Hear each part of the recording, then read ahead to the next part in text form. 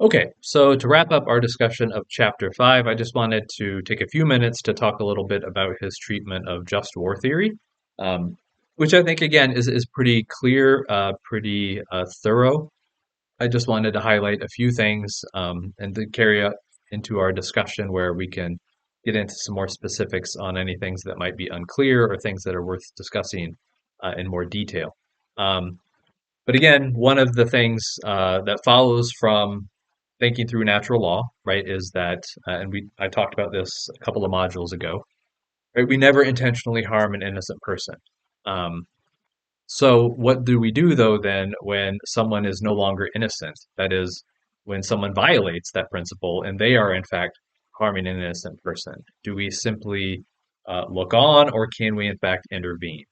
Right now, there has always been in Christian tradition those who have believed that we ought to remain committed to pacifism, right? That we ought not to exert force against another person in a way that could harm them, right? So there's been a pacifist line through basically all of Christian history, and there are obviously still pacifists to this day.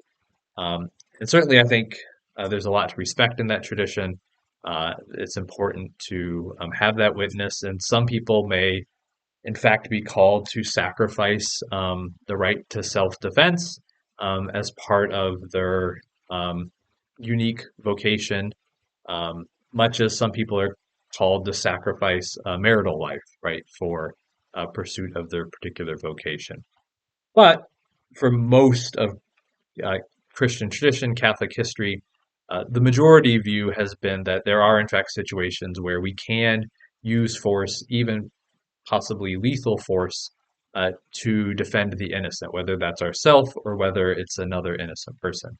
And working through how we reason through these situations is what ultimately gives rise to just war theory.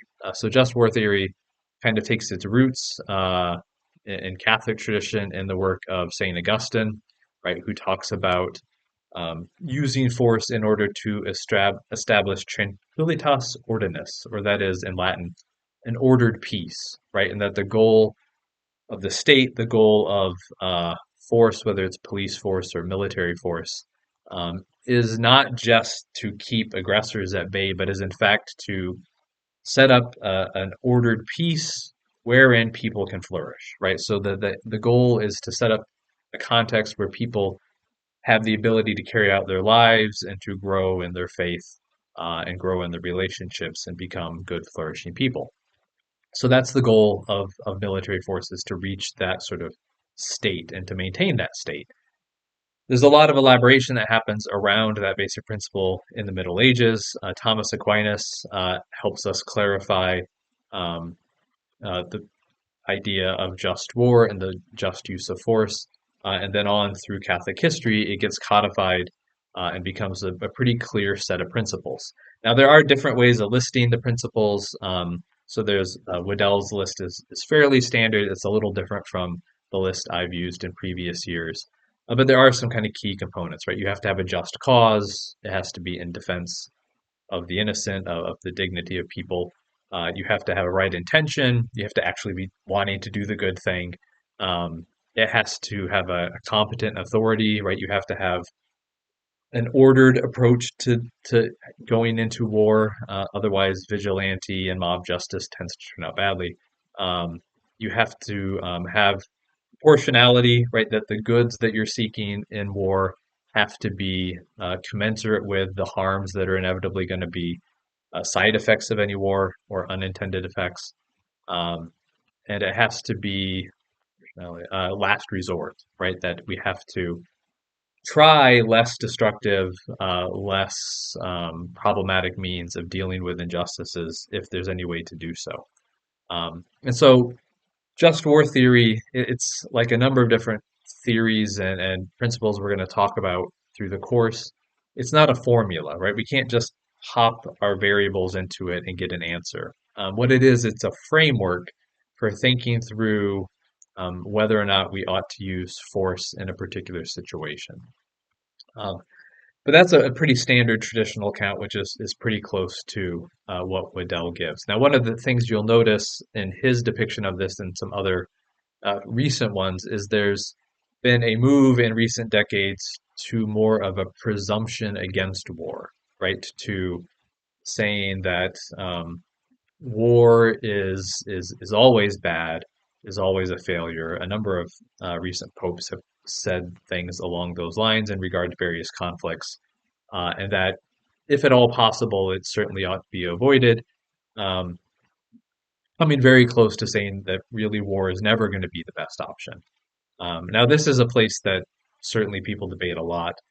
In terms of official church teaching, it's still possible, um, in fact, for there to be a just war. But I think at the very least, we should recognize with a lot of the modern treatments of this um, that it is very rare that these kinds of conflicts are entirely one-sided, or that one side is entirely just and morally clear in their entering into war or their conduct within a war, right? And so we need to be, even if we're going to say that war is morally permissible in certain situations, we need to be very aware of the fact that there is a natural human tendency in these intense emotional times and sort of situations to sort of set aside, right? This is where the phrase "all's love and just in war" comes from, right? That all's fair in love and war, um, right? That in war we get all riled up. We're literally fighting for our lives, and so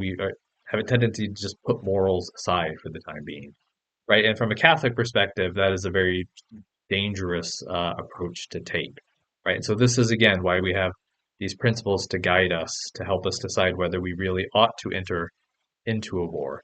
And then once we're in a war, then we ought to make sure that we act morally within it, right? It is not the case that once you're in even a just war, that you can do absolutely anything in order to win, right? So perhaps the most famous example in American history, right, would be World War II, which many people would argue, most people I think would argue, um, is generally a just war, right? Clearly, Germany and Japan were aggressors. Clearly, they were doing immoral things, um, and therefore force could be used to stop them from hurting the innocent. But does that mean that we can, in fact, then intentionally wipe out civilian populations either through the carpet bombing of German cities or through the nuclear attacks on Hiroshima and Nagasaki, right? Catholic ethics would certainly say no, right? And so the basic principles of action within war is again, you have to use proportionality, right? When you know that an attack is going to have some bad effects, you need to minimize them and only do an attack if the good outcomes, that is the justified military success, is going to be great enough to justify or offset unintended consequences or civilian casualties, basically. And then the other thing, right, it has to be proportional and you have to practice discrimination, right? And this means you don't intentionally target non-combatants, even within a just war, right? And this is where the carpet bombings in Germany and the atomic bombings in Japan are clearly violations of this, right? That civilian populations were intentionally targeted, which violates that basic principle of never intentionally harm an innocent person. And so, again, we could perhaps discuss this more. There are lots of arguments about possibly the military necessity of those attacks, but in Catholic theology, the ends don't justify the means, right? And so, you can't justify intentionally obliterating civilian populations if you see it as your best route for ending the war. Um, so, those are some of the key aspects of just war theory, and obviously, for some of us, those are going to be some of the most problematic and difficult aspects to wrestle with. But I will also share with you some other resources if you want to think about this more. I will try to share a very famous article by Catholic theologian John Ford on obliteration bombing, which is even seen by non-Catholics as sort of the standard ethical treatment of that practice. And obviously, he's going to argue against it. Um, and we can continue this conversation more in the discussion and through the remainder of the class.